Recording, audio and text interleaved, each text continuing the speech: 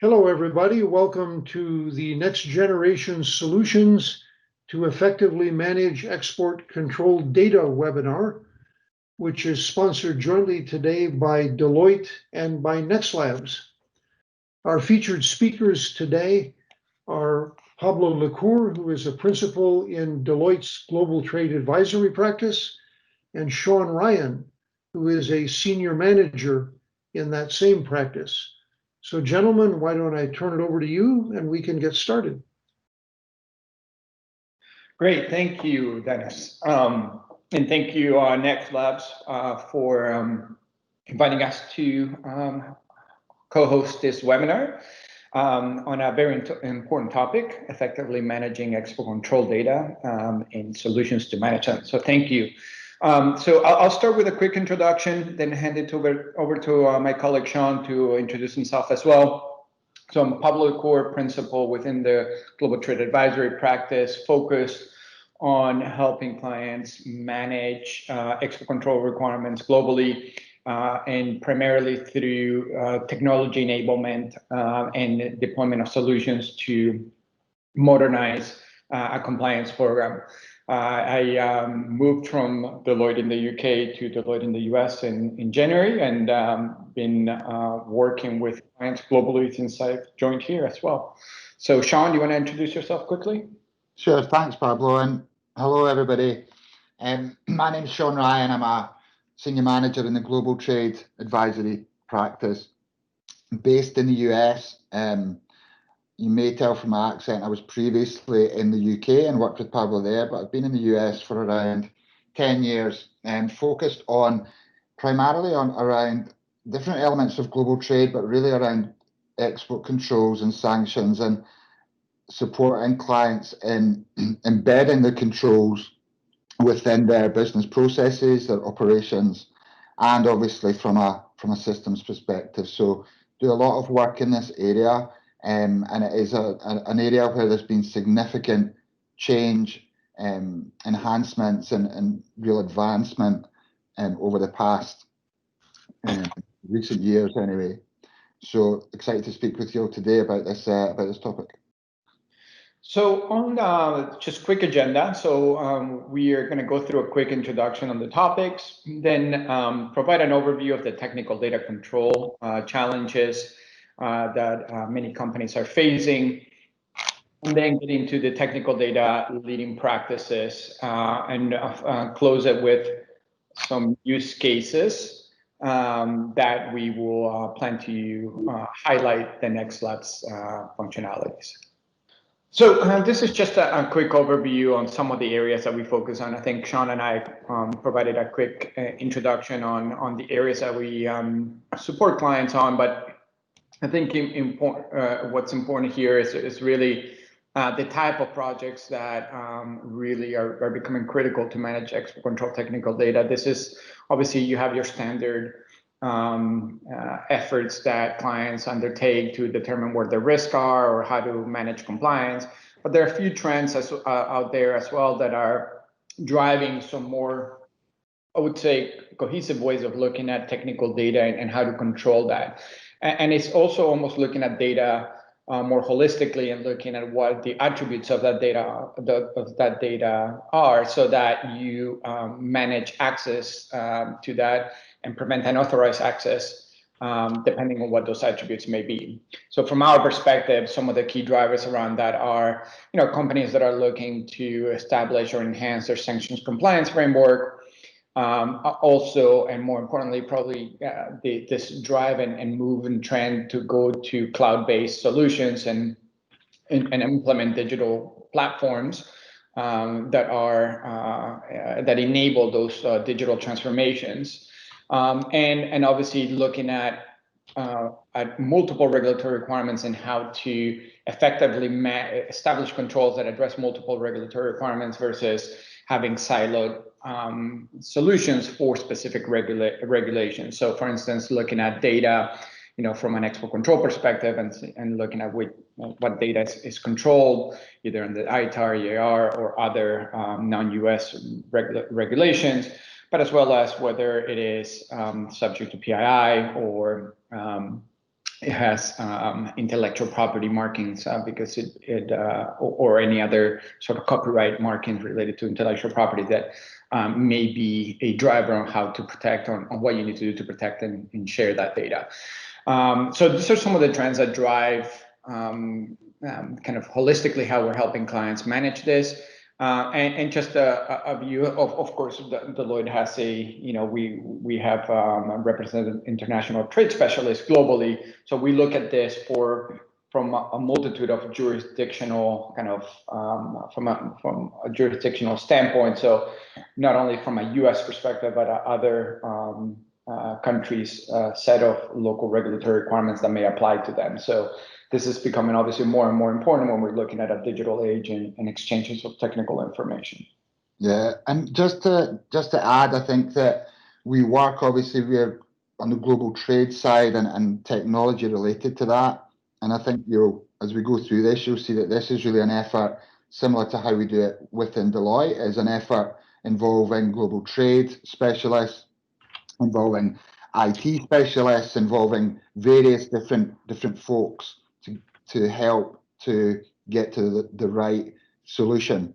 So from a Deloitte perspective, we do that, and I think a lot of our clients do that. It really is a cross-functional effort to identify what export control or technical data requirements are being driven from an IT infrastructure standpoint and business operational standpoint, and then working together to identify the solution and embed the controls from a trade standpoint within, whether that's your IT landscape or your cybersecurity framework. So, our team works with all the kind of experts that we have at Deloitte, and similarly with our clients on a cross-functional basis to try and develop these types of solutions.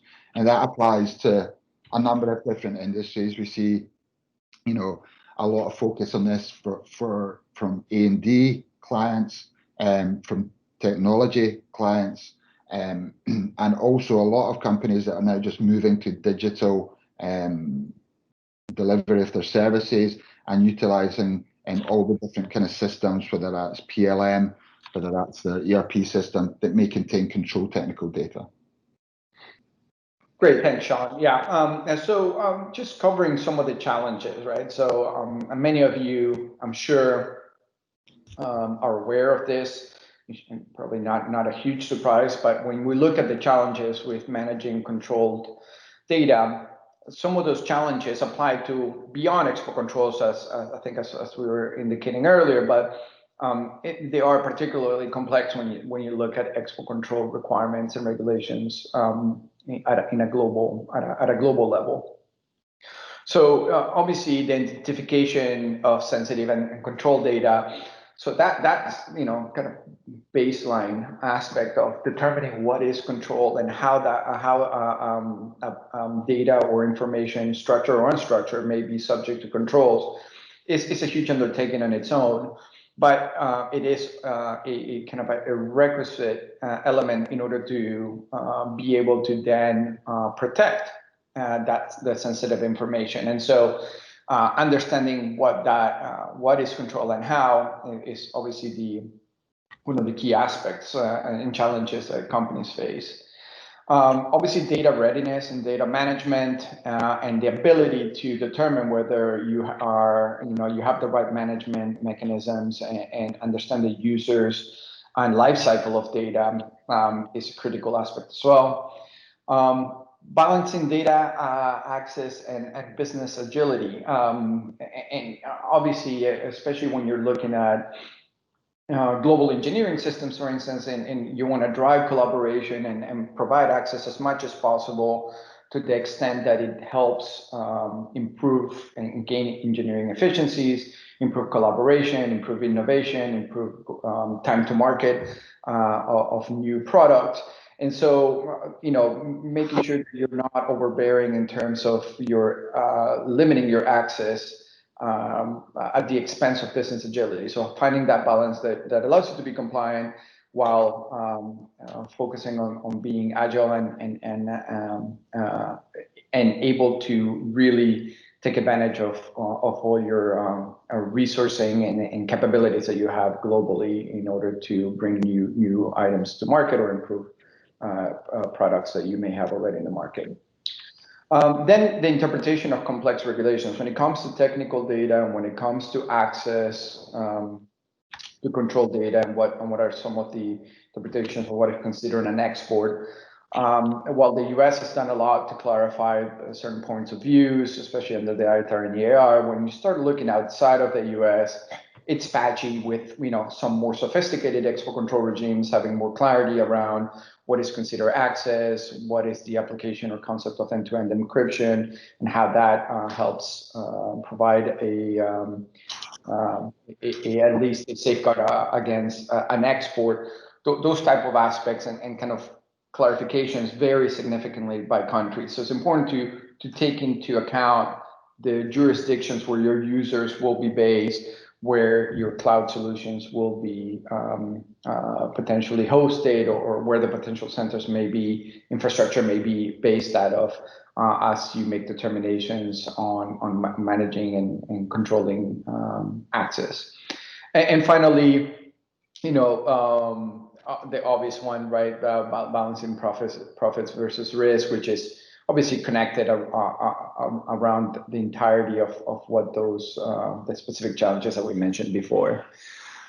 So there are some leading practices which we'll get into in the next slide, but there are a few things here that we wanted to call out, right? One is evaluate the strategy based on the risk, right? So understanding the landscape that you're operating under.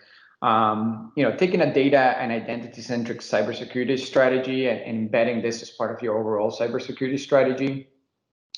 And really investing early on in the governance and data loss prevention strategies to really mitigate those risks and give you the most flexibility to operate in a global setting and share data as much as possible. Sean, anything to add here?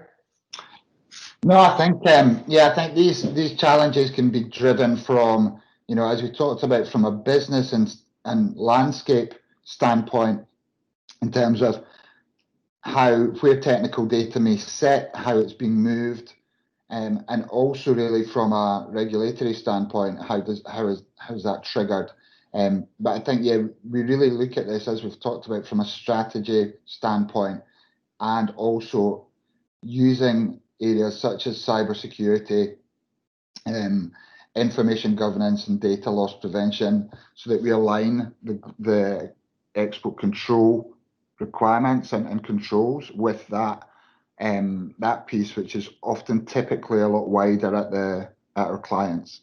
Thank you, Sean. And I won't dwell too much on this slide because we covered a lot of it in the previous one. But what we wanted to show is that it is a balancing act, right? And in order to make sure that the right balance is achieved and that you're managing the risks accordingly, it's important to really understand all the elements and the impact of some of the risk if they were to materialize to profits, talent, innovation.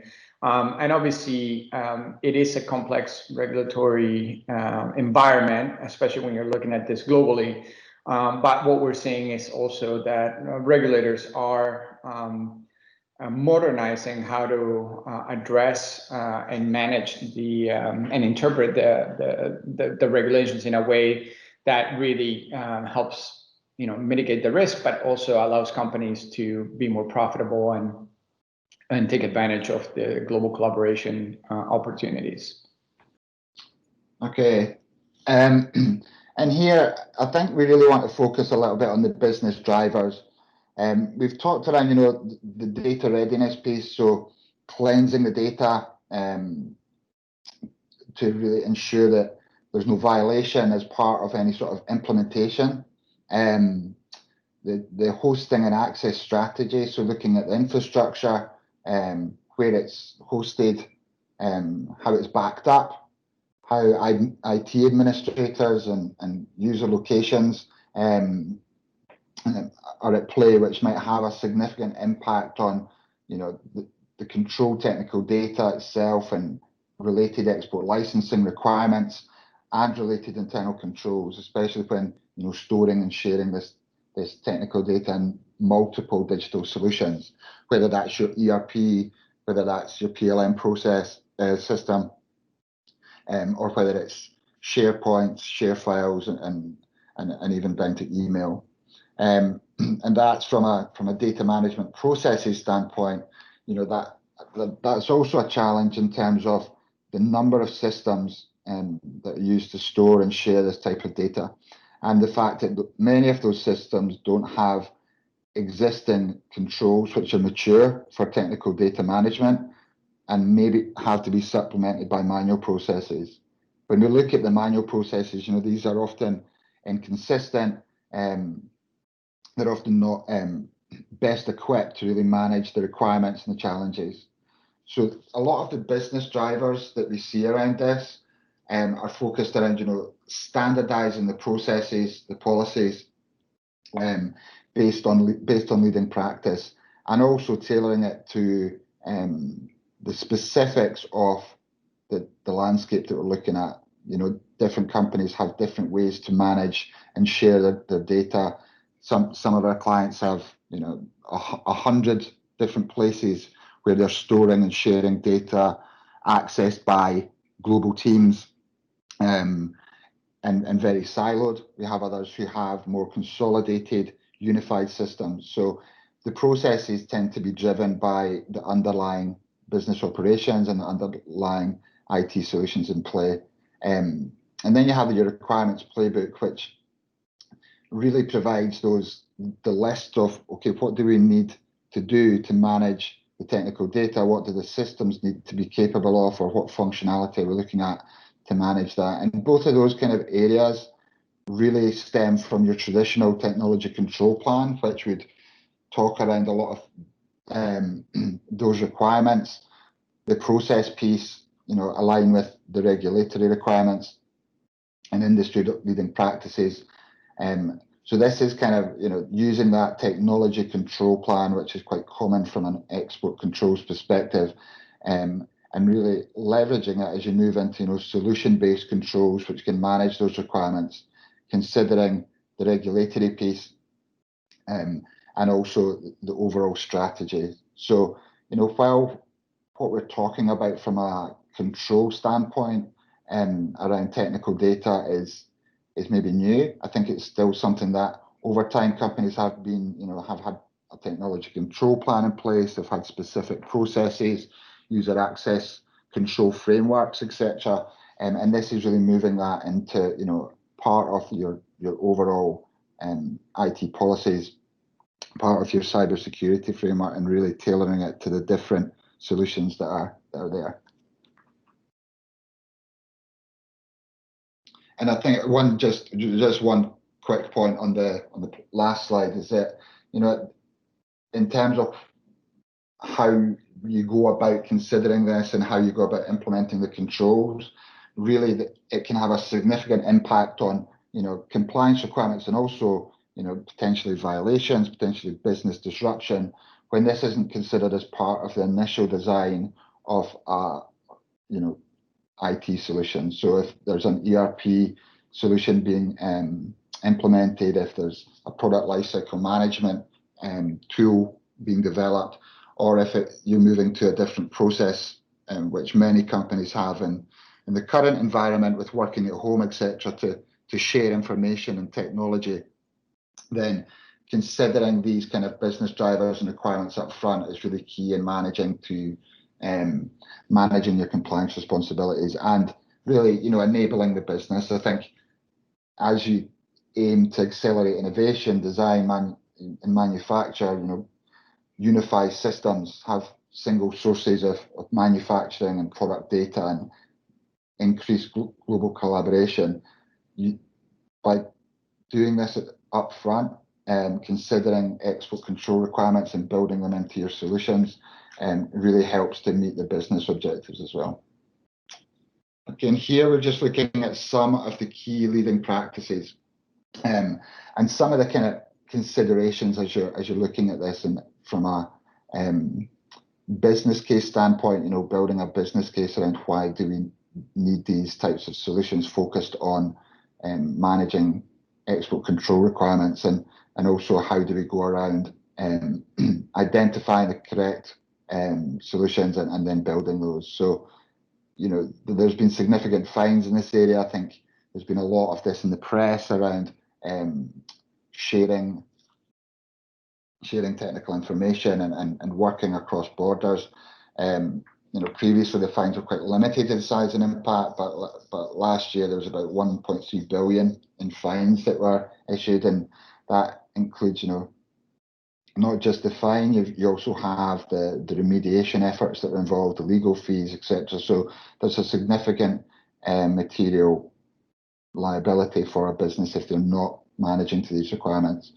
From a territorial scope perspective, typically we see companies complying worldwide with the US regulations. Many companies have a significant US nexus, and it could be because, you know, of the citizenship of their employees, or payments in US dollars, of US origin technology, with and US origin content within products. So really, from a territorial scope perspective, many companies look at US, and they also look at applicable regulations where the data may be stored. You know, for example, if you have the data stored in a data center in Singapore, and you have another in China, you have another in Germany, then you have to look at, you know, US and also the applicable local regulations for those countries. From a delivery channel and partnering perspective, we've really seen, you know, this is complex. There's requirements for automated restrictions there. There's requirements to, you know, manage compliance for access by third parties, development partners, and customers, vendors, for example, that may be sharing technology and technical data. And increasingly, you know, as we have more exposure through the cloud, more automation, more digitization, the visibility into where the data has been processed, where it's stored, and how is key to understand, to build this type of holistic approach to managing technical data across your solutions. Similarly, outside of that, looking at, you know, disclosures and reporting. So if there's security breaches, if there's information surrounding the breach that needs to be escalated or may need to be reported to the authorities, then how are you managing that within your process and within the solution? Looking at the compliance by design, which is, you know, to safeguards. It's a kind of a requirement, as we said, from the onset of designing systems rather than retrospective additions to that system. And that this is also increasingly a recommendation by US authorities. We've seen it in settlement agreements that companies have been making to really build in management of technical data from an export and other regulatory standpoint into your solution development. From a data inventory standpoint, we have organizations that, you know, should maintain a record of those activities under its responsibilities, and basically that means keep an inventory of all the data and activities subject to control. So that's multiple data types, different data elements, you know, really understanding what's out there, where it sits, and how it's being managed. And finally, something that's obviously important, and is something again that many regulators look out for, is what is the commitment to compliance by the C-suite. So what is that commitment to enhancing compliance, you know, from the management team, in terms of dedicating the staffs and the resources and the budget to manage compliance through these technology solutions. You know, typically if you're implementing a new ERP or a PLM, it's a significant investment by the business. Therefore, I think it's something that, you know, the authorities think there should be a similar investment to compliance. And really here we've got four kind of key areas. We've got the, you know, the vulnerability management program fundamentals. the access management, and designing and implementing controls around sensitive data and apps, and also looking at the resources and operations fundamentals, which all fit together to really manage the security of the technical data itself, and also how you're controlling that. Just to go through a few points on each of these, we have compliance and IT network security teams who develop and enforce the capabilities of the end-to-end network security environment. We have prioritizing and determining remediation plans for systems and applications where you're looking at collecting, storing, and transmitting data. From a IAM perspective, those technology solutions help to provide end-to-end data security. So that framework for access and restrictions, how different types of data are controlled for employees and business partners, looking at the access for interfaces, managing the different user profiles, whether that's customers, whether that's different business channels, and addressing data privacy concerns, and that kind of piece of it where you're looking at it from not just an export controls perspective, but other regulatory areas such as GDPR, which has been a big focus for many of our clients. In terms of the designing and implementing the controls, really looking at the systems themselves, how those are designed to reflect the types of data movements, how data is accessed, how it is shared, how it is managed, and focusing on that controlled data piece. So tailoring the different controls based on what the underlying data is key. And finally, around the resources and establishing the fundamentals, looking at all the resources, so all the systems, all the people, regardless of where they may be located or what the hosting model is, and looking at all the traffic in and out and creating the process to identify, prioritize, and remediate the vulnerabilities or breaches within that environment is a key part of managing the controls around technical data. And these apply, where you're looking at SharePoint, where you're looking at the ERP, when you're looking at foreign nationals within your organization, access to data such as ITAR data, how do you mask that, how do you block that, and then the different rules that apply across different applications. So the data security part of this is obviously key from a leading practice approach. Okay, so on this slide, we're just going to go through some leading practices, really looking at the solutions for companies as they manage controlled technical data. We can start off around, and you can see here we have a number of different focus areas. So from a data loss prevention standpoint, using that and we've seen many solutions used from a DLP standpoint to manage export control requirements. So, these tools typically allow for identification, monitoring, and protecting that type of data as it's used and as it's shared across an organization or internal and externally. We also have, the information governance side of this, so looking at the governance framework and how that enables the monitoring and the visibility, and how it assists in the kind of definition of the rules which are managing your sharing of controlled technical data. Another key leading practice is how are we classifying, mapping, and preparing inventories. So looking at what is the data within the systems, what are the control levels that you need, and based on that jurisdictional requirement and based on the classification from an export control standpoint. Looking at as well the people side of this, so how can you improve compliance, and security awareness and incorporate it within the culture.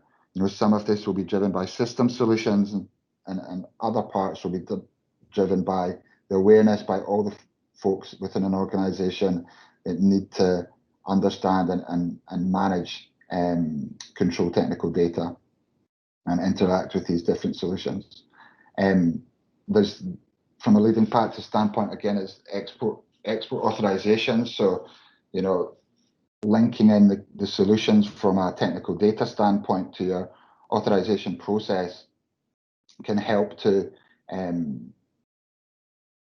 make accurate decisions on access to that data, link to the requirements of any licenses, to the evaluation of attributes that stem from export authorization requirements. And another point just to mention is cryptography. So, looking at the integration and implementation of different cryptography solutions. There are requirements within the regulations around encryption, which is seen by the authorities as protecting the data as it moves around, and that is a key part of this overall strategy. So looking at, do you meet the regulatory expectations around encryption and when data is being moved or being stored? It can therefore manage the requirements around technical data. If it's encrypted, it cannot, that is within itself as an access control. So it's a key part of this overall strategy when you're looking at the management of technical data. There's other areas there around, companies that have centers of technology excellence, have teams that have solutions available that are run by a team of experts that apply to the overall organization. And that's something where, from a leading practice perspective, we've seen a lot of companies use that to help manage the requirements consistently across multiple solutions and across multiple areas of the business. And that kind of talks to that compliance by design piece where, you're embedding the controls consistently across the landscape. Okay, and I think Pablo can take us through the implementation methodology. Great, thank you, Sean. And yeah, so I'll cover this fairly quickly. There, it's a pretty, I think, straightforward methodology that we apply here. But the four phases are simply developing the strategy and understanding based on the business initiatives and the data elements and the platforms that are going to be undertaken and and the user locations and other user attributes. Developing that strategy early on to understand what is the art of the possible and how to manage and how to control and prevent unauthorized access is one of the critical aspects around this. And here also important is to understand the business drivers and what is the overall objective, so that the regulatory requirements do not become an obstacle, but rather something that is a risk that is managed.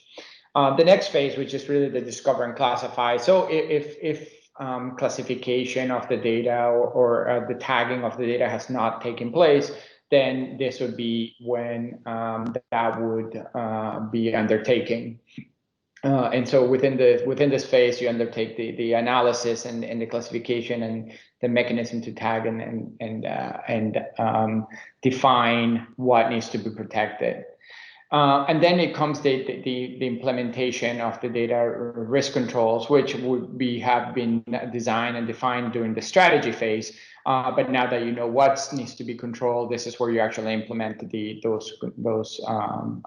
those data risk controls.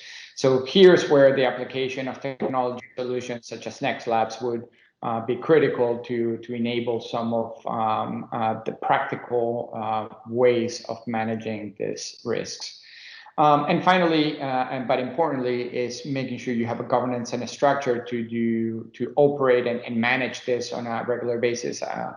The evolution of initiatives or activities can take place where new jurisdictional requirements apply, or where new business partners need to be included as part of an effort, and therefore having a mechanism that is agile enough to adapt to new requirements is a critical aspect of it.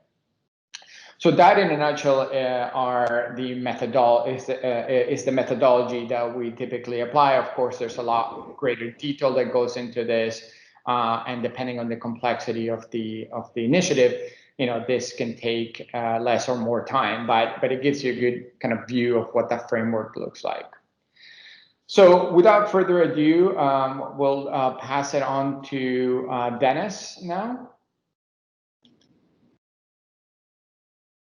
Well, thank you, Pablo and Sean. My name is Dennis Andre. I'm the head of the export compliance practice at NextLabs Professional Services.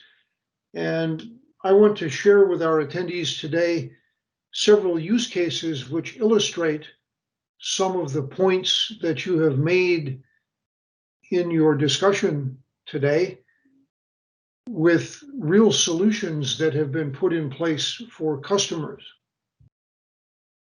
Our first use case is going to look at ITAR access control. So how do we control access to ITAR data stored in an SAP system using a NextLabs tool called SAP Dynamic Authorization Management? And we're going to show you two different approaches to access control. The first one is simply denying unqualified users access to the ITAR data. And the second one is letting all of the users into the data, but for those who cannot see ITAR, we are masking fields which have been identified to contain ITAR data. Welcome to a NextLabs demonstration of NextLabs capabilities to control access to ITAR data through direct access control and through data masking in the SAP Fiori application. Our first use case in this demonstration will discuss NextLabs capabilities for access control. In this use case, Company X has a single global SAP system that controls the engineering, manufacturing, and distribution of both export-controlled and non-export controlled parts. Access to the system is controlled according to U.S. International Trade in Arms export control regulations, also known as the ITAR. In our demonstration, we have 4 users, G. Ford, A. Lincoln, J. Carter, and Adam. And these 4 users have a variety of citizenships and a variety of locations, and some of them have export licenses. In the demonstration, each of them is going to go into an SAP Fiori app called Display Material and ask to see material FG129, which is classified as an ITAR material and which also has an export license, IN2469, associated with it. The NextLabs policy that is used for this demonstration is a top-level deny policy that has 2 second-level exceptions. The deny denies all users access to ITAR. The first exception allows U.S. persons in U.S. locations access to ITAR, and the second exception allows non-U.S. persons with valid export licenses access to licensed ITAR, which means the ITAR data is associated with the same license that is associated with the user. In our first example, G. Ford is a U.S. citizen in a U.S. location going into Display Material Fiori app to access material FG129. G. Ford requests the material and sees the material on the next screen. And we see that the reason that G. Ford was allowed access to the data is that G. Ford is a U.S. citizen in a U.S. location, so he satisfies the exception policy, which grants him access. Our second user, A. Lincoln, is a British citizen, also resident in the U.S. A. Lincoln goes into display material and requests FG 129, and A. Lincoln gets a message from the system that says classified data restricted access. And the reason A. Lincoln got that was that she is a British citizen located in the US, so she does not qualify for either of the exceptions to the deny policy. So she is unable to access material FG 129. Our third user, Jay Carter, is an Indian citizen located in India. Jay Carter has an export license, IN 2469, which is also associated with SAP material FG 129. So when Jay Carter goes into the display material app, requests access to FG 129, Jay Carter sees the data for FG 129 because she qualified for the exception that allows non-US person with valid export licenses to access licensed ITAR.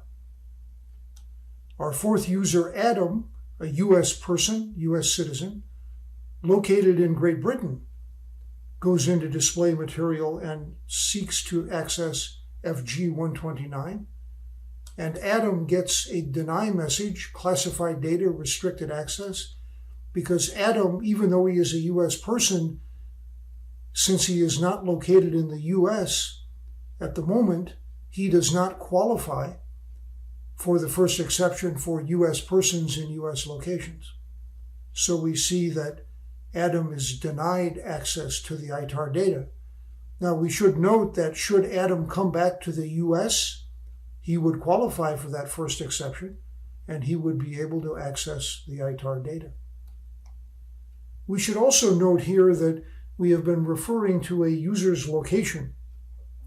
When you install NextLabs capabilities in SAP, we are able, by querying some of the environmental data within SAP, to accurately determine where users are logging in from when they log into the SAP application, provided they are logging in from known network segments.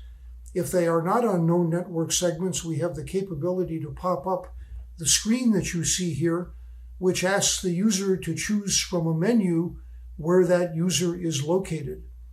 Based on the user's choice, we then feed that into the system and use that for policy decisions for the duration of the session. This is known as user self-attestation. It is allowed under the ITAR, and we have implemented this at many clients around the world. What this does also in NextLabs is every time a user attempts to access the ITAR data, we are able to record that access attempt, whether it was successful or whether it was denied, and we are able to record that the user was self-attesting. Our next segment is going to deal with approaching ITAR from the perspective of data masking. So in this case, the NextLabs policy at the top level is the same. We deny all users access to ITAR, but in this case, the first exception policy, allowing US persons in US locations access to ITAR, remains the same, but the second exception changes, where non-US persons can now access ITAR, doesn't matter where they're at, but what's going to happen is that the fields in the data, the fields in the SAP applications that are considered fields that contain sensitive ITAR data will be masked. In our example, there are 3 fields that have been determined to contain ITAR data, a field called material, a second called storage location, and a third called stock type. And these are displayed in an application called Material Documents Overview. So in our example, we have Adam and Jane, again, both resident in the US, but Adam is a US citizen, Jane is a British citizen. So let's take a look at what happens when Adam goes in. He is going to request the Material Documents Overview.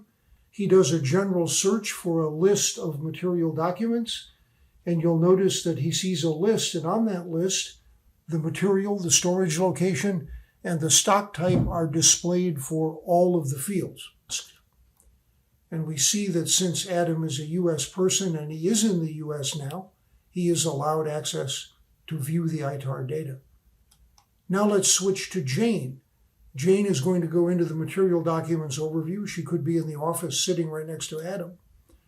She accesses the material documents app in SAP, and you will see that for Jane, for all of the material documents except the last one listed on her screen, the material field, the storage location field, and the stock type field have masks associated with them.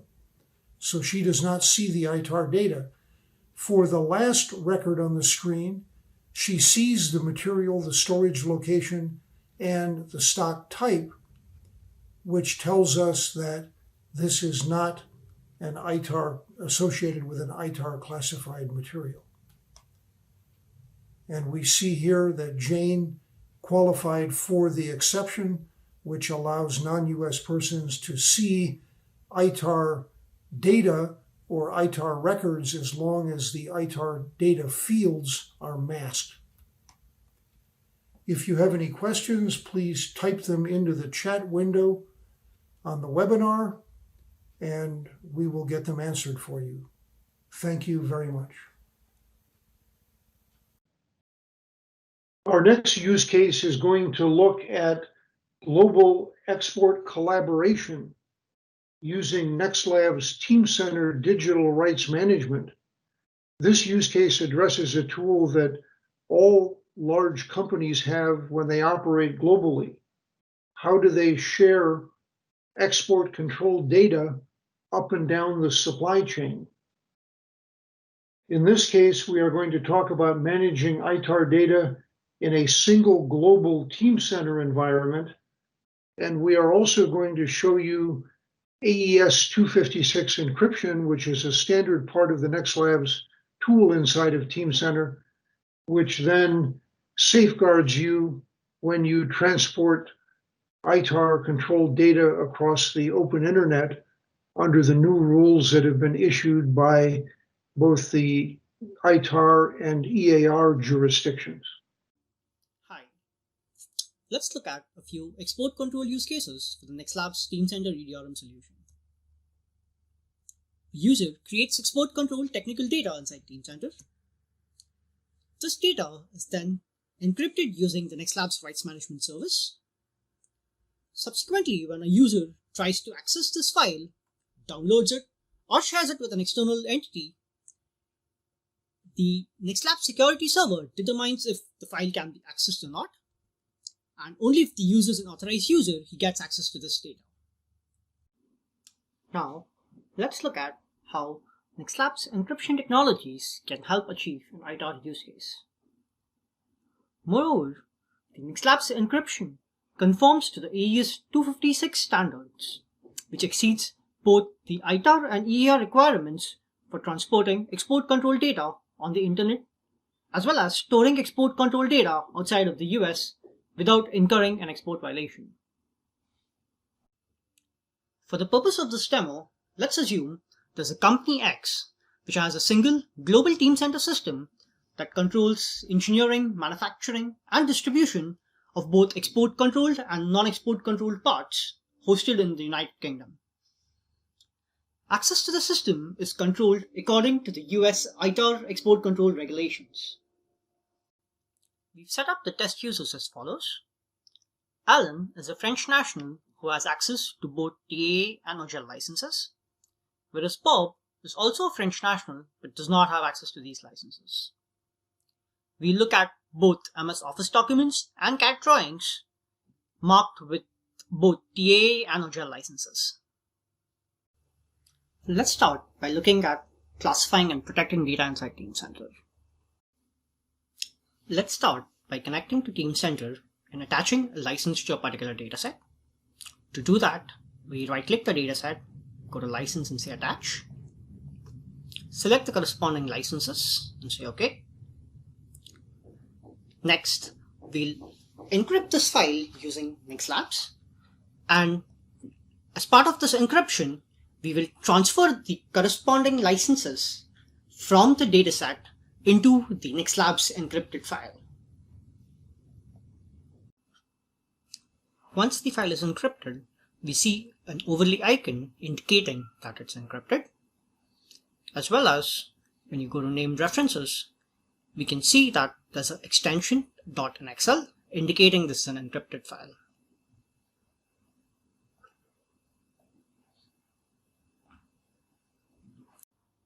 Now, let's look at the first use case where a French national with the corresponding licenses is allowed access.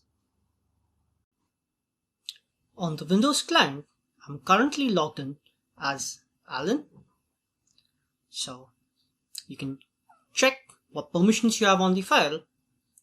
We can see that this document has both the OGL and TA licenses that we just transferred from Teamcenter, and these are the various rights governed by the NextLabs policy. And since we have view permissions, Alan as a user can seamlessly work with this file. Next, if we look at a second use case where a French national does not have the export licenses, he should just be denied access.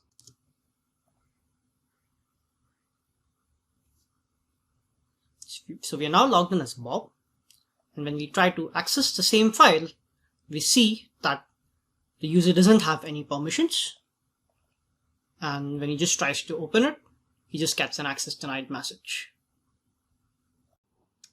Next, let's look at a US national with the corresponding export control licenses trying to access a CAD drawing. I'm now logged in as John, who's a US citizen with the appropriate licenses, and I've pre-classified and encrypted this file with the same corresponding licenses. And so since John is a valid user, when he tries to open this CAD drawing, he can seamlessly work with this file in an annex.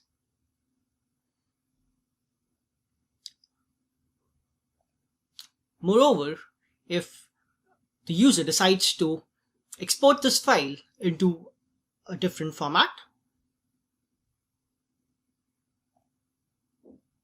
and generate a PDF or a JT drawing, the corresponding resulting file is also an encrypted file. So if you see this, the PDF document here is also with the overlay icon, which indicates it's encrypted with the same classification as the actual design drawing. Up next, let's look at an export use case where even if data is exported outside Teamcenter, the resulting files are still encrypted. If a user also decides to export data outside of Teamcenter using Annex, the resulting output is still an encrypted file.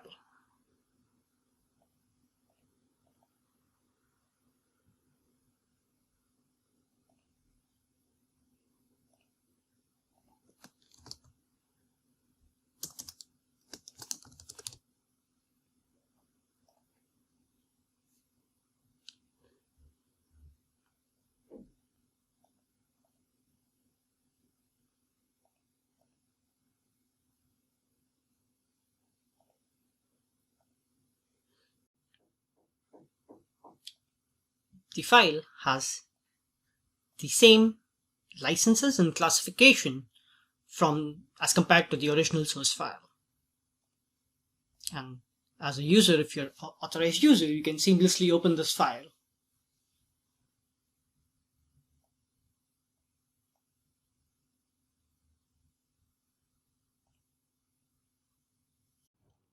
Lastly, if an encrypted file is shared with an external user who does not have the NextLabs agent or is not authorized to access that data, all that user is going to see is just some garbage text which is encrypted.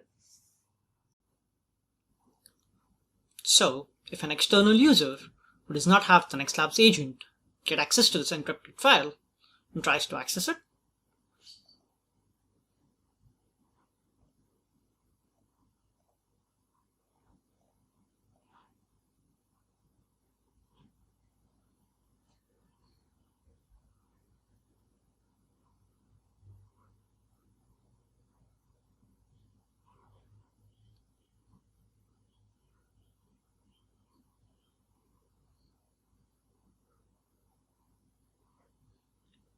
All they say is this is some garbage.